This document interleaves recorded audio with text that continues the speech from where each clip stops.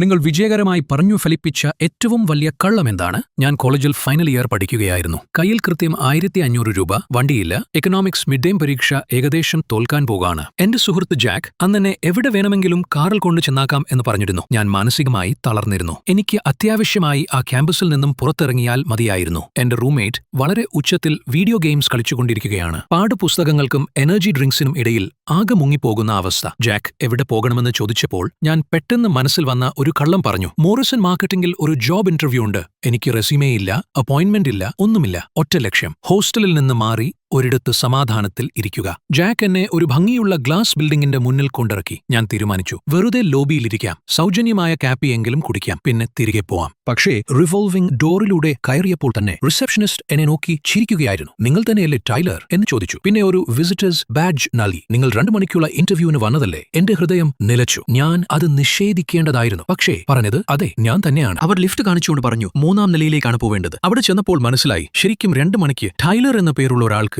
Interview ഉണ്ടായിരുന്നു. പക്ഷേ അദ്ദേഹത്തിന്റെ പേരിന്റെ അവസാനം മാർക്സ്, എന്റെ പേര് മില്ലർ. പേരിന്റെ സാമ്യം കൊണ്ട് അവർ തെറ്റിദ്ധരിച്ചതാണ്. എന്നെ ഒരു കോൺഫറൻസ് റൂമിലേക്ക് കൊണ്ടുപോയി. കിടിലൻ ജനാലകളും 2 സ്യൂട്ടുള്ള മാനേജർമാരും. എനിക്ക് പുറത്തു പോകാമായിരുന്നു, അല്ലെങ്കിൽ എന്തെങ്കിലും കള്ളം പറഞ്ഞു രക്ഷപ്പെടാമായിരുന്നു. പക്ഷേ അപ്പോൾ അസാധാരണമായ ഒരു കാര്യം സംഭവിച്ചു. ഒന്നും നഷ്ടപ്പെടാനില്ലെന്ന ബോധ്യമോ അല്ലെങ്കിൽ മറ്റൊരാളായി അഭിനയിച്ചു തളർന്നതിനാലോ ഞാൻ അവരുടെ എല്ലാ ചോദ്യങ്ങൾക്കും സത്യസന്ധമായി ഉത്തരം പറഞ്ഞു. എക്സൽ അറിയുമോ എന്ന ചോദ്യത്തിന് ഞാൻ പറഞ്ഞു, സത്യം പറഞ്ഞാൽ സ്പ്രെഡ്ഷീറ്റ് പോലും എനിക്ക് ഉണ്ടാക്കാൻ അറിയില്ല. പക്ഷേ ഒരാഴ്ച കിട്ടിയാൽ എനിക്ക് പഠിച്ചെടുക്കാനാവും. കരിയർ ഗോൾ എന്താണ്? നോക്കൂ, ഞാൻ മാനസികമായും സാമ്പത്തികമായും തകർന്നിരിക്കുകയാണ്.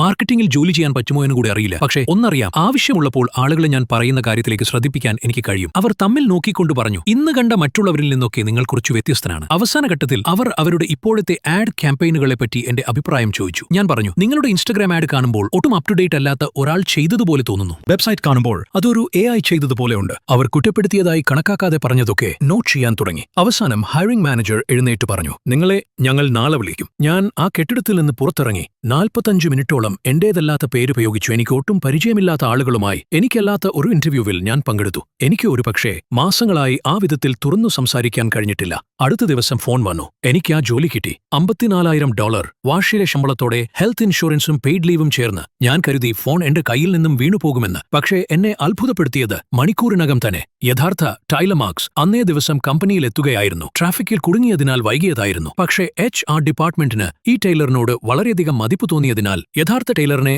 വെറും 10 മിനിറ്റ് മാത്രം ഇന്റർവ്യൂ ചെയ്ത് ഒഴിവാക്കി. ഞാൻ ഒരു സെമസ്റ്റർ നേരത്തെ ഗ്രാജുവേറ്റായി. ആദ്യ ശമ്പളത്തിൽ ഒരു സെക്കൻഡ് ഹാൻഡ് ഹോണ്ട വാങ്ങി. പുതിയ അപ്പാർട്ട്മെന്റിലേക്ക് മാറി. ഇപ്പോൾ 3 വർഷമായി ഞാൻ മോറിസൺ മാർക്കറ്റിംഗിൽ ജോലി ചെയ്യുന്നു. എന്നെ 2 പ്രാവശ്യം പ്രൊമോട്ട് ചെയ്തു. ഇപ്പോൾ ഞാൻ കൈകാര്യം ചെയ്യുന്നത് എനിക്ക് മനസ്സിലാക്കാൻ കൂടെ പറ്റില്ല എന്ന് കരുതിയ അക്കൗണ്ട്സ് ആണ്.